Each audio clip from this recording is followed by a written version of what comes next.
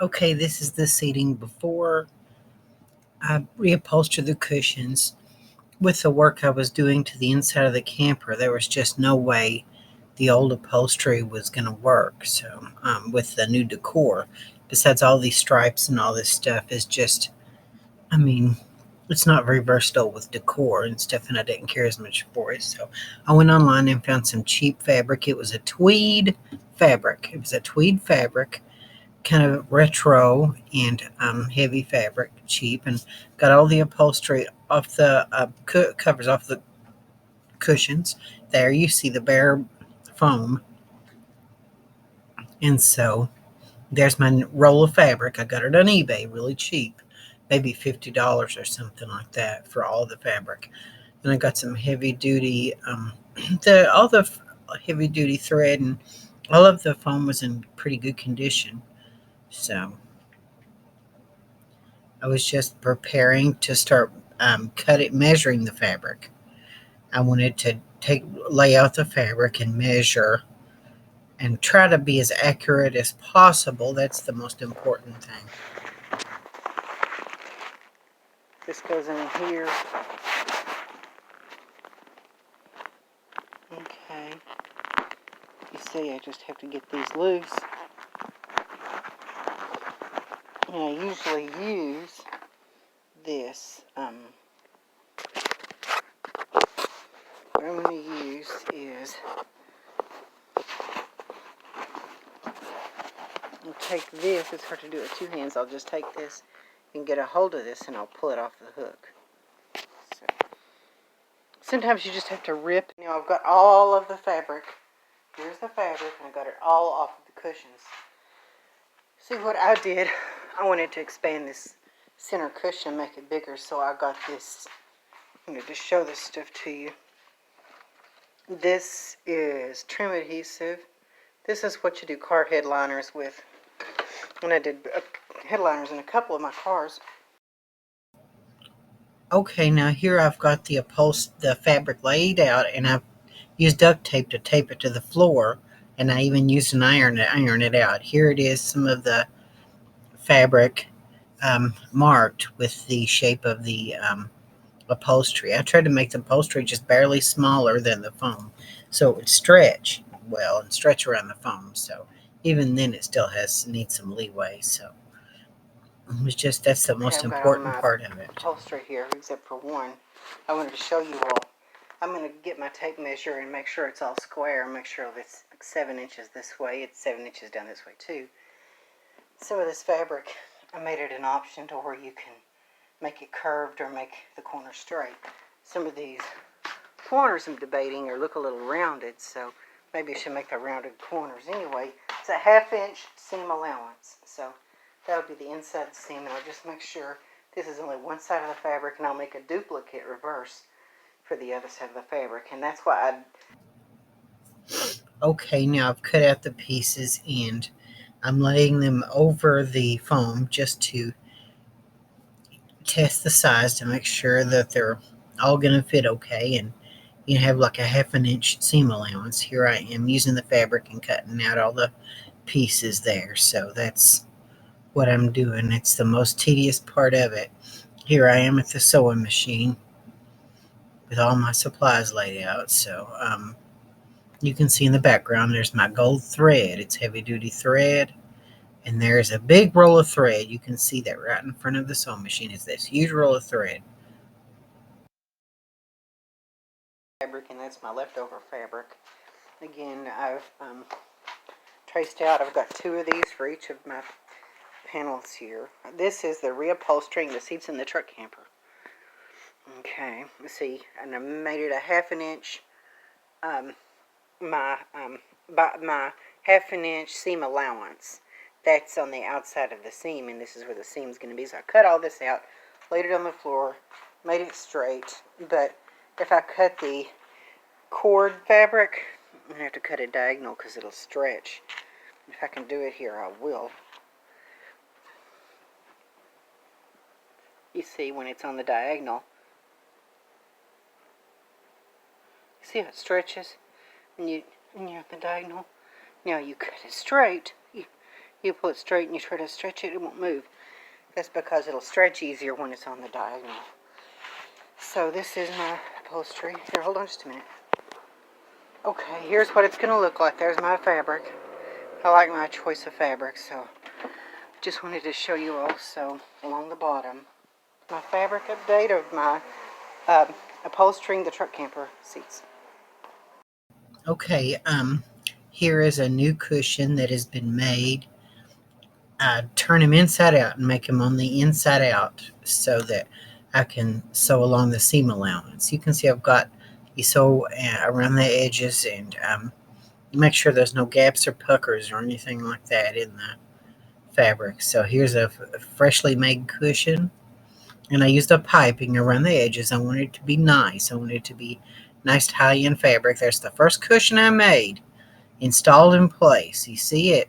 It's at a diagonal. The end is at a diagonal. So I wanted to show you all my dinette couch is finished. I might want to tighten up the fabric on this one. It's not completely finished because I have to do the button tufting. That hasn't been done, but basically it's mostly done for the most part. So just wanted to show you that's what it's supposed to look like. And it actually turned out pretty good. I mean, it's not perfect, but it came out mostly like I thought it would. Let me get in the cab over. You can see that this fabric gets a little wrinkled because it's a little loose on there. Yeah, I'm laying in my bed.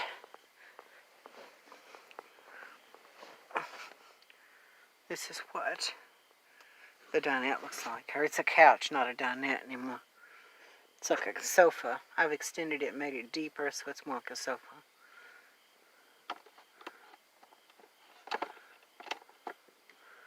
So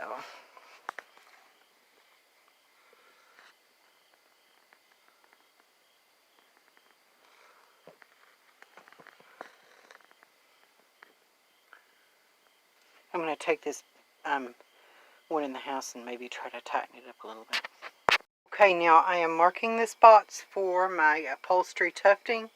You can see I've got the spaces marked for the tufting of the upholstery. Thinking, okay. And I'm going to have to move this over a little bit. They're not exactly in the same spots. I just wanted to let you know that I've got the little buttons fixed. Okay, now, these are the front covered buttons, and I use a hot glue gun to make sure these don't come off. The back sides aren't going to match exactly. They're going to be a little different. Here's my twine. So, this is my tufting needle. It's dangerous. The tufting needle, you can kill yourself with that thing. So, yeah. These are the ones that go on the back side. So just took a towel and wrapped those last three, front and back. I've got this. I'm going to do some tufting, shall I?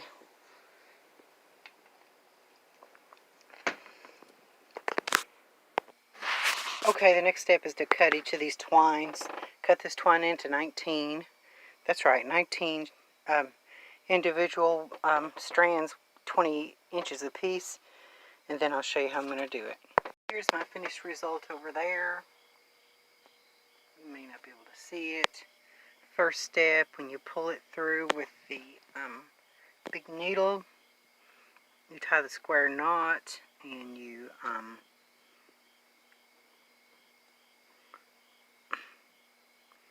just put this through it, square knot, and put this through it. Step 2, after you've tightened it up, and it'll form like a slip knot, and then this is a slip knot, this is going to be your square knot. You left over right, square knot, and then right over left, and then after that you've got it all tightened down, and then you just do your final square knot and you tie it off and you cut the strings off.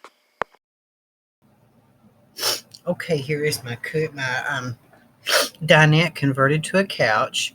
The middle section, I deepened it so you could sit further back in the seat like a real couch. Okay, I'm going to do the custom closet. That's the next thing I'm going to do. And I just didn't have enough storage space in the closet. It just had a simple hanging closet. I needed more pantry space because I had, the overhead kitchen cabinets was just enough to hold my, dishes, but I needed a pantry. So I wanted to create a pantry plus and also a place to store jugs of water, and there you can see the inside of the closet. Just a simple hanging closet is all it is, to hang up clothes in there. So I had some wood left over from the man that shall not be named, wood left over, and the center divider is in place, just a test fit. And the runner on the bottom, the board on the bottom is bolted in so it can sit against that board. And then when I get the shelves in, it won't move or go anywhere. So I'm just measuring everything. Got all my supplies out, being worked with, and I'm adding the boards on the stringers on the sides that the shelves will rest on. That's the shelf holders on both sides without the dividers in. And the dividers are always going to be removable. You can even now take the dividers out of it. So, and there's the centerpiece in there with the dividers in there, and you just lay the shelves in place. The shelves just lay in place where they're supposed to be, and they won't go anywhere. There's the first shelf in place, as you can see. Okay, and that's going to be the top shelf of the pantry on the left. There's the second shelf in place for the pantry. Those three shelves, three levels is the pantry for food and stuff. I needed pantry space, so I really had places. I had a place to put my dishes, but no real pantry. So now I have a pantry. And there you can see out on the right, I can either hang clothes in it or I can use it to store big jugs of water in there. So you can convert the right side to be a hanging closet or be, just play a double shelf for large gallons or large packages of ramen noodle soup or whatever on the right. And okay, the next thing.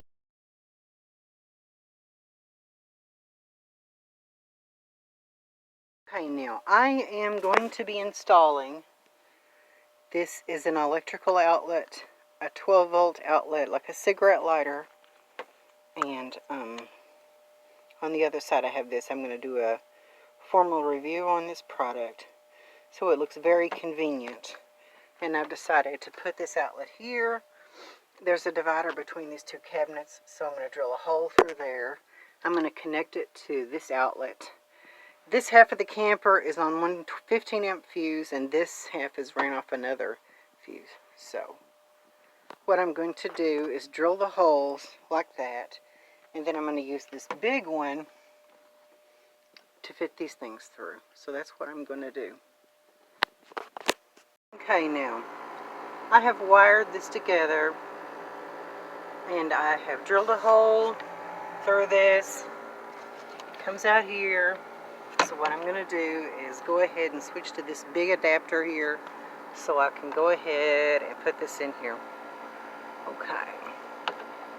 I'll do a review on this product.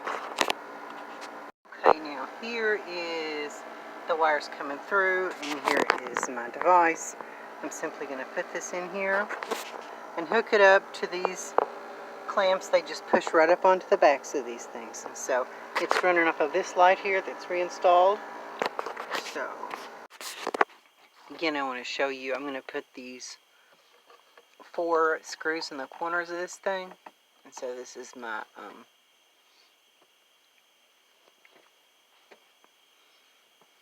little outlet.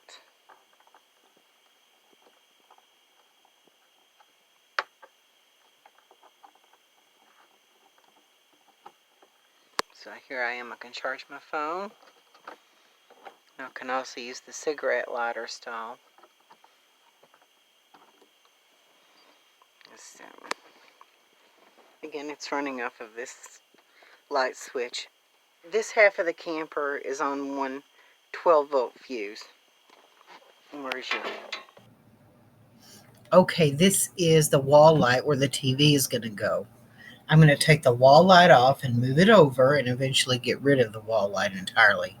Okay, now I'm going to skip through and show you the bracket. I added a board on the wall for strength, and then I put the TV bracket on the wall, and there is the finished product, the TV itself on the swivel.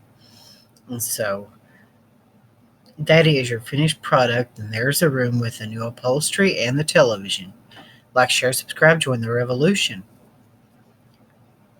And I will see you in number 11.